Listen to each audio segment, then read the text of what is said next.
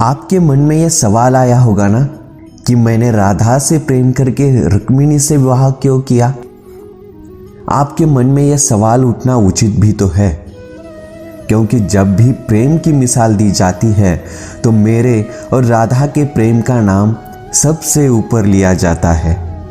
मेरे और राधा के प्रेम को जीवात्मा और परमात्मा का मिलन कहा जाता है।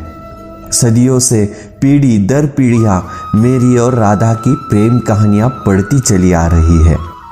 यह सवाल खुद राधा ने भी मुझसे पूछा था, हे कृष्ण, तुम मुझसे विवाह क्यों नहीं करना चाहते?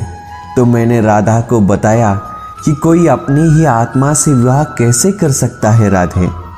वैसे भी विवाह के लिए दो लोगों की आवश्यकता होती है और मेरा तुम्हारा अलग अलग अस्तित्व ही नहीं है, तो हम एक दूसरे से कैसे विवाह कर सकते हैं राधे? तो हमारे बीच विवाह का सवाल ही पैदा नहीं होता। मैं और राधा एक दूसरे रूप से आत्मीय तौर पर जुड़े हुए थे, इसलिए हमेशा राधा कृष्ण कहा जाता है, रुक्मिणी कृष्ण नहीं। रुक्मिणी ने भी मुझको पाने के लिए क्या कुछ नहीं किया, वह अपने भाई के खिलाफ चली गई। रुक्मिणी भी राधा की तरह मुझसे प्रेम करती थी।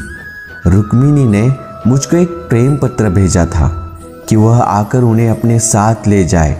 रुक्मिणी का प्रेम पत्र मेरे दिल को छू गया और मुझे रुक्मिणी का अनुरोध स्वीकार करना पड़ा। फिर रुक्मिणी मेरी पत्नी बन गई। वही दूसरी तरफ मुझे और राधा को विवाह की आवश्यकता ही नहीं थी। हमारे प्रेम को शादी का बंधन नहीं चाहिए था। वैसे भी मैं चाहूँ तो राधा से विवाह करके बहुत प्रसन्न रह सकता था, लेकिन मैं ये जानता था कि मेरी राधा प्रसन्न नहीं रहेगी। यदि यह विवाह हो भी जाता तो राधा को अपने माता पिता और परिवार को त्यागना पड़ता। यह दुख उसको चुभता रहता कि उसके कारण मेरे माता पिता को कष्ट भोगने पड़ेंगे और राधा के इस पीड़ा से मुझे कैसे प्रसन्नता मिलती।